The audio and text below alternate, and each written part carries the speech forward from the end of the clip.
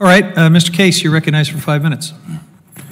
Thank you very much, Admiral. I'd like to focus on H.R. 1834, Mr. Rooney's bill, which I'm a very happy co-sponsor of. And before I get to a couple of questions, I would like to cite for the record 2 letters that I have. One from my colleagues in the Hawaii State Legislature and the Hawaii Coral Reef Stakeholders, which is a public-private group that focuses on the health of our coral reefs in Hawaii. And another one from the Friends of Hanauma Bay, both advocating for the passage of H.R. 1834 and ask unanimous consent to enter these into the record. Without objection. Thank you.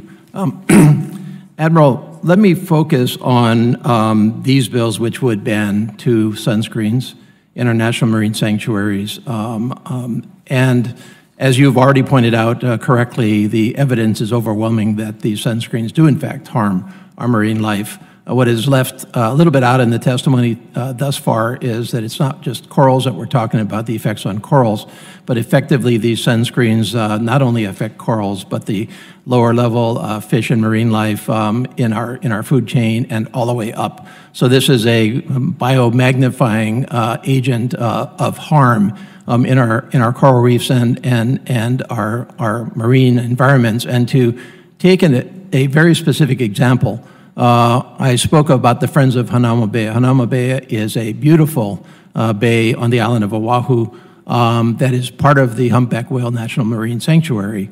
And that bay receives 1 million visitors plus per year.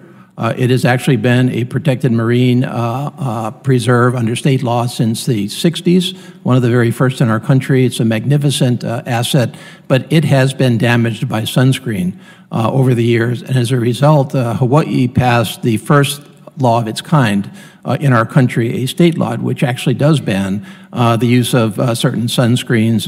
Now, it's a little too early to see the scientific evidence, but anecdotally, there has been a real recovery in Hanauma Bay in the year plus that we have seen the sunscreen ban in effect. And so I don't think that there's any doubt that these sunscreens are harmful to marine life, and I don't think there's any scientific doubt that eliminating these sunscreens would be beneficial to our marine life. And in fact, NOAA recognizes this exact fact on your website. The National Ocean Service very correctly and rightly and admirably goes into great lengths about how we all can protect our coral reefs.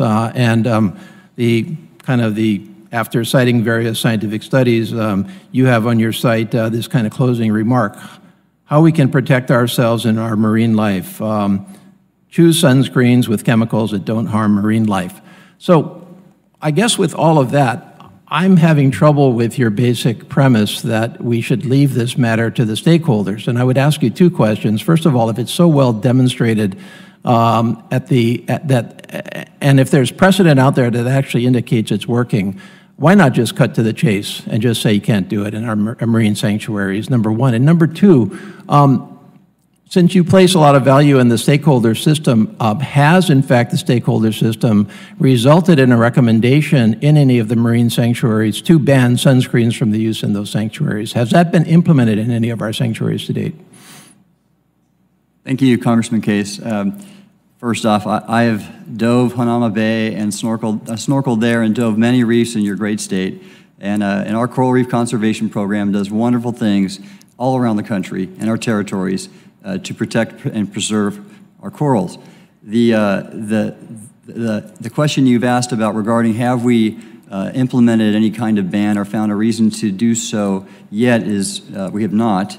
But again, as I mentioned, we have these 5-year reviews. One most, I think, very representative of the issues here is the restoration blueprint in the Florida Keys National Marine Sanctuary that was just issued. And this is their newest management plan to get after the declining and reef system there that are suffering from stony coral tissue loss disease.